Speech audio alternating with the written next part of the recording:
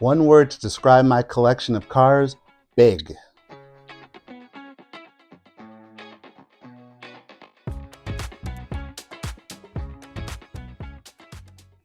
A long time ago, I remember my grandpa opening up a closet in his house in the hallway, and he got out this little car, and it was an old Matchbox, and it's this car from the 1960s. And he gave it to me, and I was probably about 7 or 8 years old. And this, I think, is my first Matchbox car, and that really inspired me. And I also had another relative who had me over to her house, and I would get a free car every time I visited. She had a chest of drawers, and on the bottom drawer, open it up, and there were tons of cars. And she'd say, "Okay, Mark, you can take one home with you."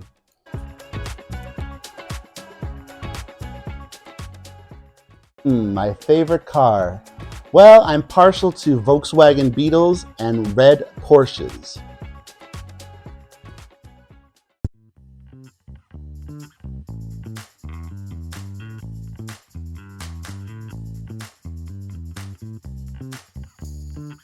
My most expensive car, well, that's an interesting one.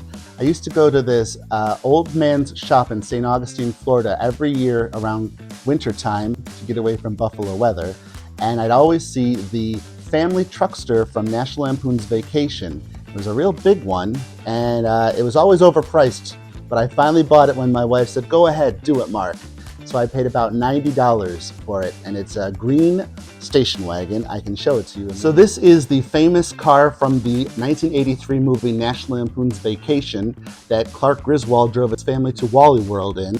And it cost about $90, so I'd consider that probably my most expensive automobile in my collection.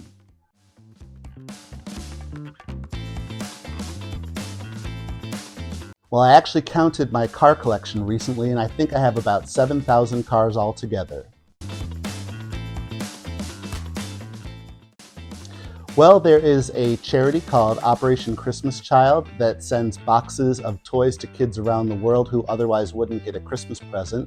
And it turns out that when I have doubles or triples of cars, which I ended up doing because I love to buy cars twice or more, I will take extra cars and put those in the boxes for kids around the world for Christmas presents.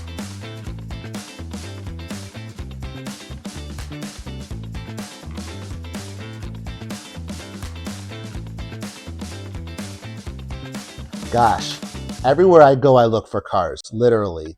I like to buy them at Walmart and Target, of course, because those are the two big retailers, but I also go to a lot of flea markets and antique malls around the country. I also go to garage sales, estate sales, CVS, Hobby Lobby, Dollar General, Dollar Tree. Those are just a few. Wegmans even, the grocery stores. Yep, you can find cars a lot of places.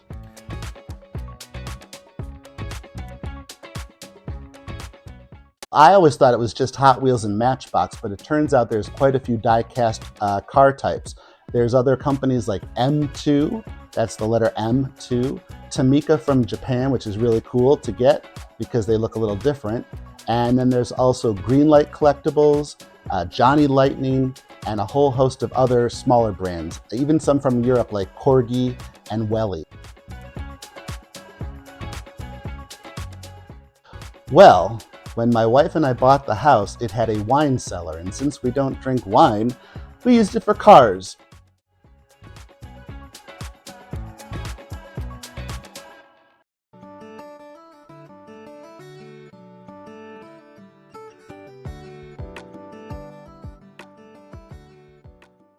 I like to buy a variety of cars in different shapes and sizes, so I like the really old ones from the 50s and 60s, as well as more modern ones. Here I have a variety of sizes on one wall. You can see some of the really old cars that were, in my opinion, better looking than today's cars, and even a few buses from England sightseeing, and some different colors, of course. There's even this unique one, a Lincoln Cosmopolitan bubble top from 1950. And then if you were in the 1980s, you'd remember those cars. Here's an Elvis Presley car. Some unique shapes and sizes.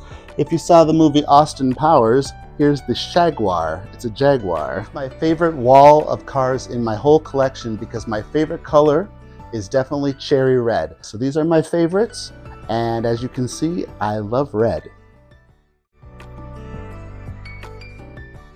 So in real life, I've had red sports cars and a black Volkswagen Beetle.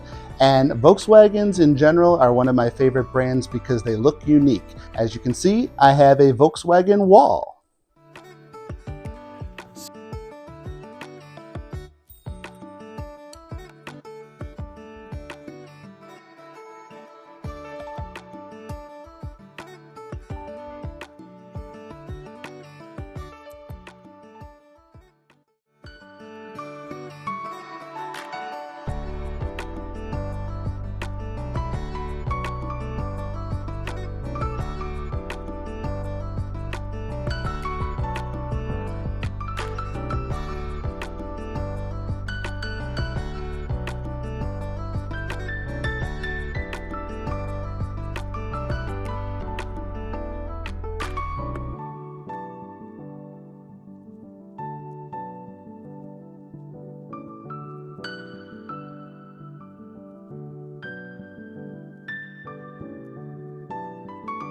Here's the wall of cars in my basement that I'm so happy to have finally made thanks to my father-in-law, my wife, and myself.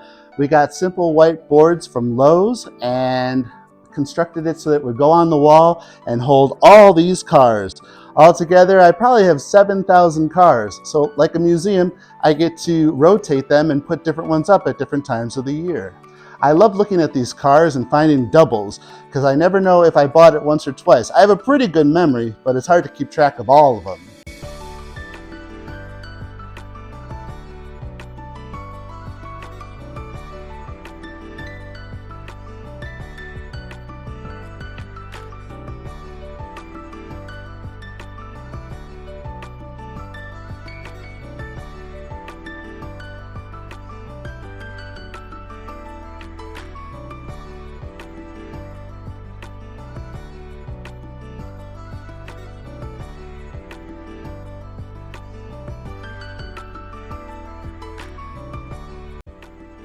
Thanks for visiting the Mark Webber Car Museum.